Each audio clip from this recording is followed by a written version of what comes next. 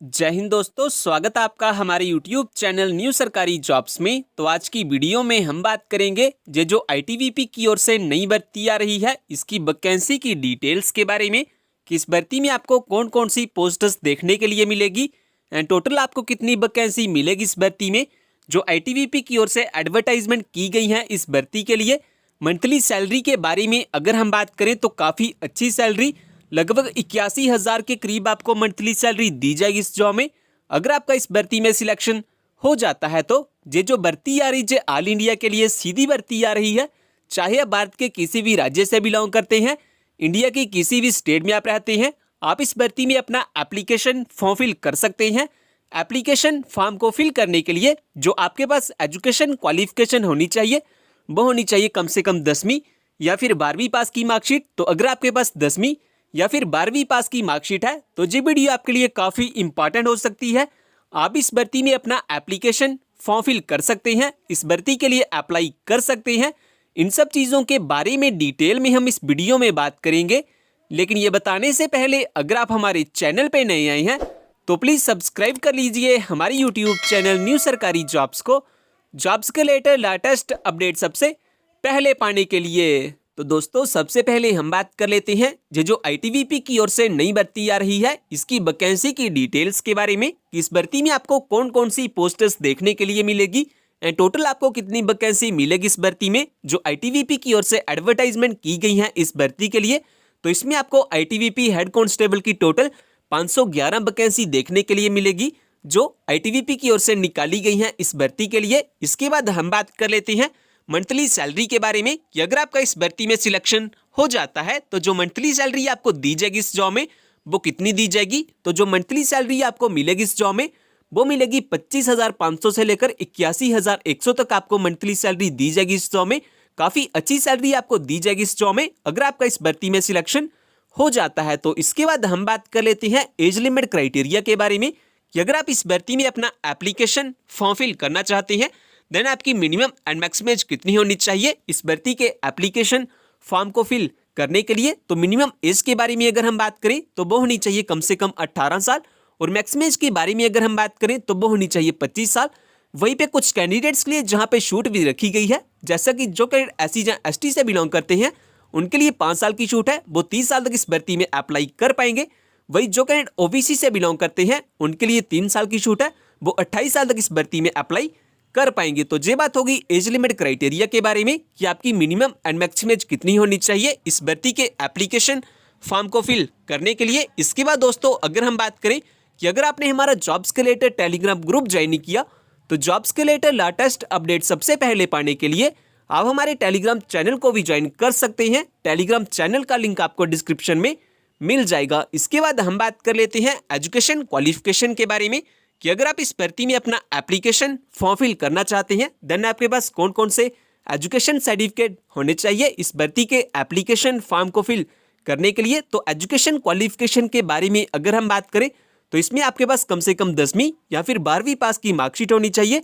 तो अगर आपके पास 10वीं या फिर 12वीं पास की मार्कशीट है तो आप इस भर्ती में अपना एप्लीकेशन फॉर्म फिल कर सकते हैं, इस भर्ती में अप्लाई कर सकते हैं। तो ये बात होगी एजुकेशन क्वालिफिकेशन के बारे में। दोस्तों इसके बाद हम बात कर लेते हैं सिलेक्शन प्रोसेस के बारे में कि इस भर्ती में जो सिलेक्शन किया जाएगा वो कैसे किया जाएगा एंड किस बेसिस पे किया जाएगा।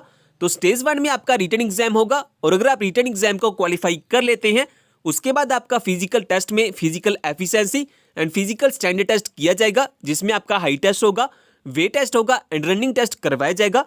इसके बाद आपका मेडिकल एग्जाम किया जाएगा और अगर आप मेडिकल एग्जाम को भी क्वालिफाई कर लेते हैं, इन सभी टेस्ट में पास हो जाते हैं देन आपकी फाइनल मेरिट लिस्ट निकाली जाएगी और अगर आपका फाइनल मेरिट लिस्ट में नाम आ जाता है देन लास्ट में आपके डॉक्यूमेंट्स की वेरिफिकेशन की जाएगी आपकी ज्वाइनिंग के लिए। तो इस तरह से इस भर्ती में कुछ सिलेक्शन किया जाएगा। तो ये बात होगी सिलेक्शन प्रोसेस के बारे में। इसके बाद हम बात कर लेते हैं जो आपका फिजिकल टेस्ट करवाया जाएगा इस भर्ती में उसके बारे में। हाइट क्राइटेरिया के बारे में अगर हम बात करें तो जो मेल कैंडिडेट्स के लिए मिनिमम हाइट रखी गई है वो रखी गई 165 सेंटीमीटर एंड जो फीमेल कैंडिडेट्स के लिए मिनिमम हाइट रखी गई है वो रखी गई है 157 सेंटीमीटर। इसके बाद हम बात कर लेते हैं चेस्ट क्राइटेरिया के बारे में कि आपकी नॉर्मल एंड एक्सपेंडेबल चेस्ट कितनी होनी चाहिए। तो नॉर्मल चेस्ट के बारे में अगर हम बात करें तो वो होनी चाहिए मिनिमम 79 सेंटीमीटर एंड जो एक्सपेंडेबल चेस्ट है वो होनी चाहिए मिनिमम 84 सेंटीमीटर, और जो मिनिमम एक्सपेंशन होना चाहिए आपकी चेस्ट में वो होना चाहिए 5 सेंटीमीटर का। इसके बाद हम बात कर लेते हैं जो आपका रनिंग टेस्ट करवाया जाएगा इस भर्ती में उसके बारे में। तो रनिंग टेस्ट में मेल कैंडिडेट्स को 1.6 किलोमीटर की रनिंग करनी होगी, एंड जो टाइम दिया जाएगा मेल कैंडिडेट्स को वो दिया जाएगा 6.5 मिनट का। वही फीमेल कैंडिडेट्स को 800 मीटर की रनिंग करनी होगी, एंड जो टाइम दिया जाएगा फीमेल कैंडिडेट्स को वो दिया जाएगा 4 मिनट का। लॉन्ग जंप के बारे में अगर हम बात करें तो मेल कैंडिडेट्स को 11 फीट का लॉन्ग जंप लगाना होगा, वही फीमेल कैंडिडेट्स को 9 फीट का लॉन्ग जंप लगाना होगा।